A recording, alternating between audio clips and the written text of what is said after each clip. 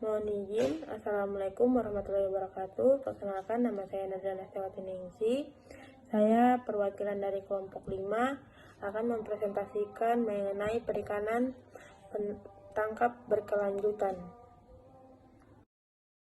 Potensi perikanan tangkap Indonesia. Laut adalah masa depan peradaban bangsa. Hal yang ini menunjukkan bahwa sudah saatnya bangsa Indonesia melihat laut sebagai sumber kehidupan manusia. Oleh sebab itu, pengembangan kelautan dan perikanan harus dilakukan oleh seluruh pemangku kepentingan untuk mengubah suatu keadaan menjadi lebih baik dengan memanfaatkan secara optimal, efisien, efektif, dan akutabel dengan tujuan akhir untuk meningkatkan kesejahteraan masyarakat secara berkelanjutan. Upaya pengolahan Indonesia. Dengan berjalannya waktu serta perkembangan dalam pengolahan perikanan tangkap dan mulai dikembangkannya konsep monitoring, controlling atau surveillance atau MCF, maka fungsi WPP selain diperlukan untuk penentuan potensi dan tingkat pemanfaatan, juga dapat pula berperan sebagai dasar pengolahan di dalam hal perizinan dan pengawasan.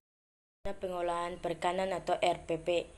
Pemanfaatan perikanan terus berkembang, bahkan cenderung meningkatkan dengan ketidakpastian yang tinggi terhadap upaya perikanan tangkap mendorong ke arah pemanfaatan terlebih baik dan sisi ekonomi maupun biologi. Penggunaan teknologi penangkapan ikan yang tidak sejalan dengan konsep ramah lingkungan menyebabkan pelaku usaha perikanan tangkap cenderung untuk menangkap ikan sebanyak-banyaknya, sehingga mencapai tahapan yang dapat dikategorikan mengancam keberadaan sumber daya ikan yang ada ketentuan pasal 33 ayat 3 Undang-Undang Dasar Negara Republik Indonesia tahun 1945.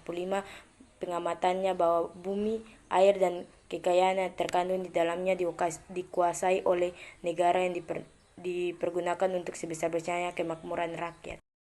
Indonesia harus memastikan kedaulatan dan memanfaatkan sumber daya ikan di WPP atau RI.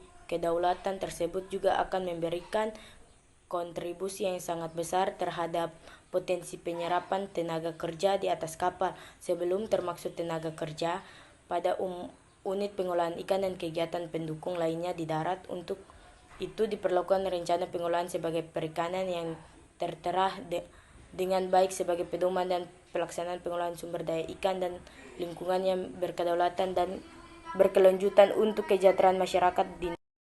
Perikanan adalah sebuah kegiatan yang berhubungan dengan pengolahan dan pemanfaatan sumber daya ikan dan lingkungan, mulai dari produksi, pengolahan, dan sampai dengan pemasaran yang dilaksanakan dalam suatu sistem bisnis perikanan.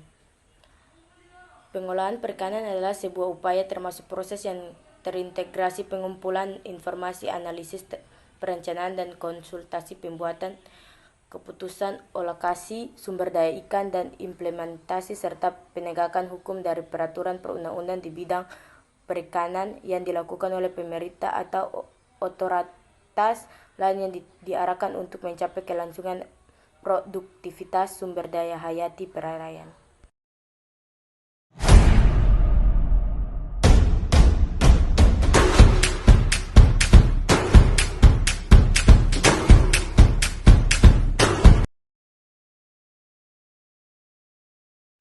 Habitat ikan. Kerusakan habitat ikan dapat disebabkan oleh alam maupun kegiatan manusia.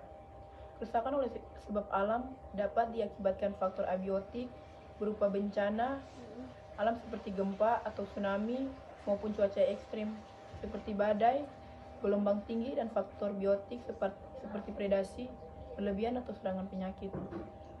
Rehabilitasi populasi ikan dilakukan dengan cara yang pertama ada pengayaan sumber daya hayati, perbaikan habitat, dan yang terakhir ada perlindungan populasi ikan agar tumbuh dan berkembang secara alami. Next, berikutnya ada terumbu karang. Jadi untuk rehabilitasinya dengan cara transplantasi atau pencangkokan bibit karang yang ditanam atau ditempelkan pada media substrat antara lain berupa beton, gerabah berangka, patok besi, dan karang mati. Yang keduanya ada pembuatan habitat buatan. Dapat dilakukan dengan cara membuat terumbu buatan yang menggunakan media beton, biorok, bioref, dan media lain yang ramah lingkungan sesuai dengan perkembangan ilmu pengetahuan. Yang berikutnya ada mangrove. Hutan mangrove merupakan sumber suatu formasi hutan yang dipengaruhi oleh adanya pasang surut air laut dengan keadaan tanah yang anaerobik. Yang kedua ada upaya rehabilitasi hutan mangrove, sebagaimana hutan lainnya adalah melalui upaya penanam kembali atau reboisasi. Lamun atau seagrass adalah tumbuhan berbunga yang dapat tumbuh dengan baik pada lingkungan laut dangkal. Untuk pemeliharaan rehabilitasi lamun ini dapat dilakukan dengan cara menjaga dan mempertahankan komponen biotik lamun, menjaga siklus alamiah komponen abiotik lamun dengan cara penyiangan lamun dari sediaman dan sampah. Dan yang terakhir ada menjaga dan mempertahankan keseimbangan lingkungan fisik lamun. Mohon izin, di sini saya akan mempresentasikan mengenai kebutuhan pangan perikanan. Kebutuhan pangan ikan terus meningkat di seluruh dunia, termasuk Indonesia. Dengan meningkatnya konsumsi ikan per kapita, penduduk Indonesia konsekuensinya adalah kebutuhan bahan pangan produk ikan akan meningkat.